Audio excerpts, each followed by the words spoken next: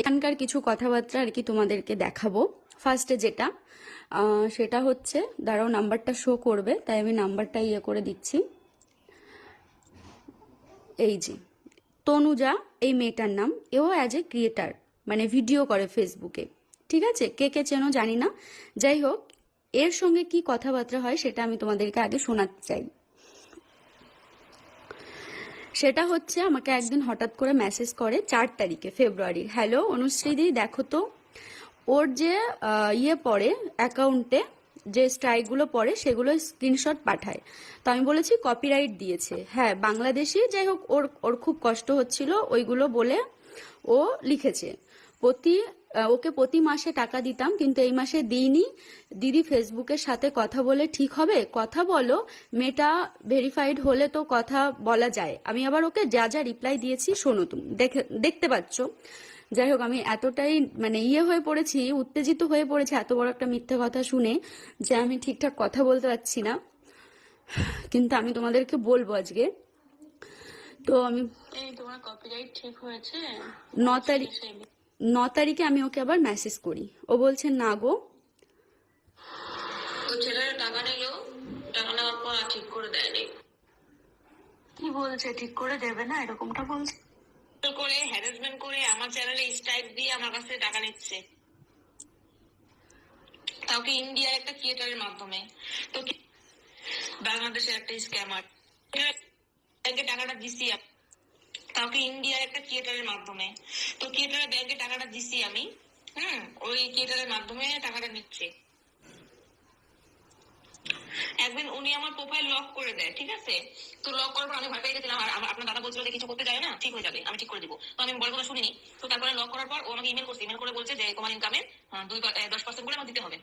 একটা লিঙ্ক ছিল, লিঙ্কে ক্লিক করার পরে আমার আইডিটা লক হয়ে যায়। হ্যাঁ, তো তারপরে ওকে মেসেজ করতে দিব। তো ও আমার আইডি পাসওয়ার্ড নিয়ে আইডিটা আবার আনলক করে দিয়েছে। আনলক করে দেওয়ার পর থেকে ও বলছে যে দিদি আমাকে দেখা হিসেবে রাখবেন, আমি 10% করে নিব। তো দেখা হিসেবে ছিল।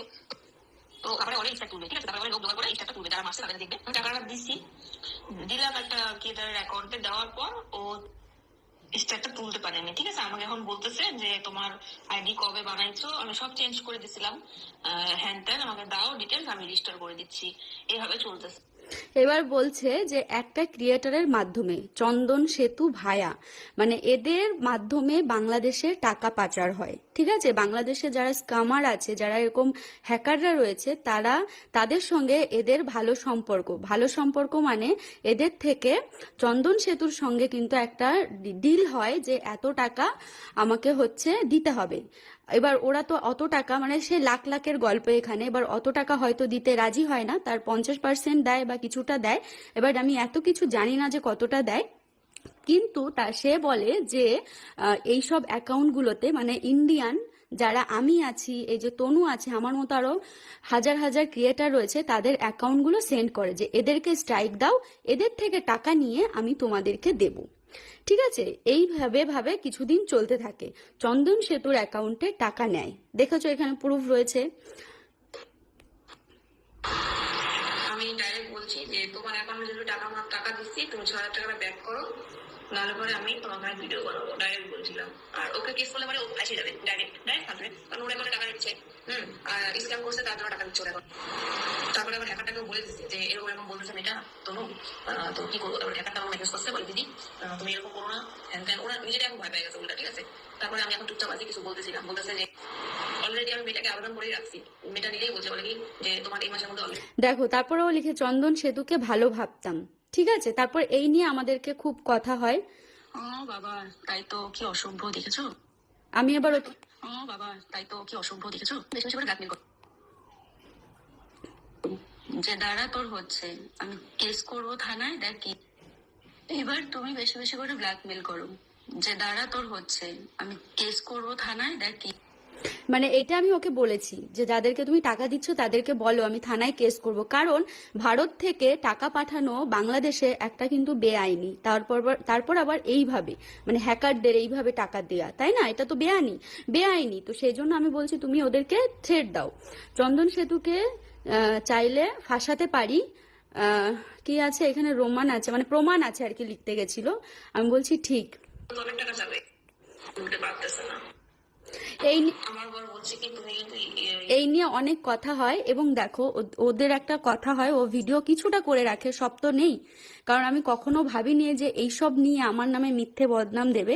তো ওর সঙ্গে আমার এইসব কথা হয়েছিল, তাই আমার রয়েছে, তাই তোমাদের সঙ্গে শেয়ার করছি যে ও কত বড়, মানে কত বড় গভীর জলের মাছ, ও কেমন ভাবে খেলছে অন্যান্য মানুষকে নিয়ে। অনেক টাকা পেয়েছিল, দিয়ে তারপরে আমরা অত টাকা দিইনি।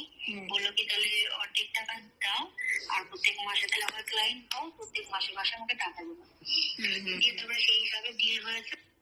দেখেছো, সেই হিসাবে ডিল হয়েছে, প্রত্যেক মাসে মাসে ক্লায়েন্ট, মানে ওখানে কিন্তু আমিও ক্লায়েন্ট ছিলাম, অনুশ্রী বিশ্বাসও ক্লায়েন্ট ওখানে ছিল, কিন্তু অনুশ্রী বিশ্বাসকে করতে পারেনি, কারণ আমার অ্যাকাউন্ট ম্যানেজমেন্ট করার জন্য আমার লোক আছে, সে আমাকে চারিদিকে প্রবলেম হলে সলভ করে দেয়, তাকে আমি মান্থলি পেমেন্ট করি, হাজার হাজার টাকা মান্থলি পেমেন্ট করি, ঠিক আছে। তোমার ওটা বলছে ক্লায়েন্ট দিচ্ছি, মানে তোমার আইডি আমার আইডি মানে যারা যারা পাচ্ছে সবার আইডি ও দিছে, আর ওখান থেকে কমিশন খাচ্ছে। ও কমিশন খাচ্ছে, শুনছো কি বললো, এটা আবার বলছে, তো আমি বললাম হ্যাঁ শুনছি। যাই হোক, ক্লায়েন্ট দাও প্রত্যেক মাসে, দেখেছো তাহলে ও কত বড় মানে খিলাড়ি, তোমাদেরকে আমি এই ভিডিওতে দেখালাম কিছুটা। আমার হাজব্যান্ড অফিস থেকে আসুক, আমি আরো ক্লিয়ার করব তোমাদের সঙ্গে, সেখানে আমাকে আমার অ্যাকাউন্ট আমাকে হচ্ছে আমি ওর ক্লায়েন্ট হয়ে আমাকে ইয়ে করতে চেয়েছিল, ঠিক আছে, কিন্তু সেটা তো করতে পারেনি, তাই আমার নামে মিথ্যে বদনামটা দিল। হ্যাঁ, আমার এই অ্যাকাউন্ট উড়াতে চেয়েছিল, কিন্তু আমার অ্যাকাউন্টের পেছনে আমার স্পেশালি লোক দেয়া আছে যে আমার এটাকে সেফলি ভাবে রাখে। মনে পড়ে কান্নাকাটি করেছিলাম এক বছর মতো আগে, মনে পড়ে সেই দিন আমার অ্যাকাউন্ট ওরা হ্যাকারদের দিয়ে আমার অ্যাকাউন্টে ইয়ে করেছিল, ঠিক আছে, স্ট্রাইক দিয়েছিল, কিন্তু আমি সেই দিন কোনো কিছু বলিনি, আমি সেই দিন কোনো কিছুই বলিনি, কারণ আমি চাইনি কখনো সোশ্যাল মিডিয়াতে সেই সব নিয়ে কথা বলতে। তো যাই হোক, আমার হাজব্যান্ড অফিসে আছে, ও বাড়িতে আসুক, তারপর দুজনে মিলে আমরা ভিডিও করব, যখন আমার নামে মিথ্যে বদনাম দেওয়া হলো। আর আমার ভাসুরের ব্যাপারেও আমি ক্লিয়ার করব যে এখানে আমার ভাসুর কি আর আমি কি, এখানে আমার কোনো প্রশ্নই নেই, যেখানে আমি জানি না সেখানে আমাকে নিয়ে এত কিছু মিথ্যা অপবাদ। আমার ভাসুরের কথা বলেও আমি ক্লিয়ার করব, আর আমাকে নিয়ে যে এইসব মিথ্যা বলা হয়েছে সেটাও ক্লিয়ার করব তোমাদেরকে। আমি আসছি একটু বাদে, আমার হাজবেন্ড বাড়িতে নেই, ও বললো তুমি এইসব ভিডিও করো না, আমি আসি, তারপর ও বাড়িতে আসলে আমি ভিডিও দেবো। এতটুকুনি প্রুফ মানে তোমাদেরকে আমি দেখালাম যে ও কত গভীর জলের মাছ, ও কিরকমটা, কারণ ও কি কি করেছে সেটা তোমাদেরকে দেখালাম। যাই হোক, আমি একটু বাদে আবার আরেকটা ভিডিও নিয়ে আসবো আমার। তো হ্যালো এভরিওয়ান, সোশ্যাল মিডিয়ায় কিছুদিন ধরে তোলপাড় হয়ে যাচ্ছে, এদিকে অনুশ্রী, ওদিকে চন্দন সেতু 2 মিলিয়ন ফলোয়ারের একটা পেজ উড়ে গেছে, আর এদিকে অনুশ্রীর পেজটা এখনও ওড়েনি, কিন্তু তার বিরুদ্ধে মানে হয়েছে যে সে নাকি এইসব করেছে হ্যাকারদের দিয়ে, বাংলাদেশে রীতিমতো টাকা পাচার হচ্ছে। তো আমি একটা কথাই বলবো যে সবাই ভালোভাবে শান্তভাবে ভিডিও করো, কার বড় আইডি কার ছোট আইডি দেখে লাভ নেই, সবাই কষ্ট করে ভিডিও করে কিছু ইনকামের জন্য। তো কেউ কারোর পায়ে কুড়োল মারতে যেও না, পরে কিন্তু নিজের পায়ে নিজেই কুড়োল মারবে। কিছুদিন ধরে আমরা দেখছি যে সেতুর 2 মিলিয়নের একটা পেজ ছিল, সেতুর হয়, সেটা উড়ে গেছে, সেটা আর খুঁজে পাচ্ছে না, তাই সেতুর খুব মন খারাপ। কিন্তু তারও আরও 2-3টে পেজ আছে বা আর কি প্রোফাইল আছে, যাই হোক সেখান থেকেও তার কিছু ইনকাম হচ্ছে। আর ওটা যেহেতু 2 মিলিয়নের পেজ, অবশ্যই খারাপ লাগার ব্যাপার। আর ওদিকে অনুশ্রীরও কিন্তু কম যায় না, তারও কিন্তু ভীষণ পরিমাণে ভিউজ হয়, তারও কিন্তু 1 মিলিয়ন মানে ছাড়িয়ে গিয়েছে, 1.4 মিলিয়ন। তো দুজনেরই মিলিয়ন ফলোয়ার্স, তাদের মধ্যেই লড়াই শুরু হয়েছে এখন। তার সাথে আবার ওদিকে যুক্ত হয়েছে সেতুর বান্ধবী দিশা।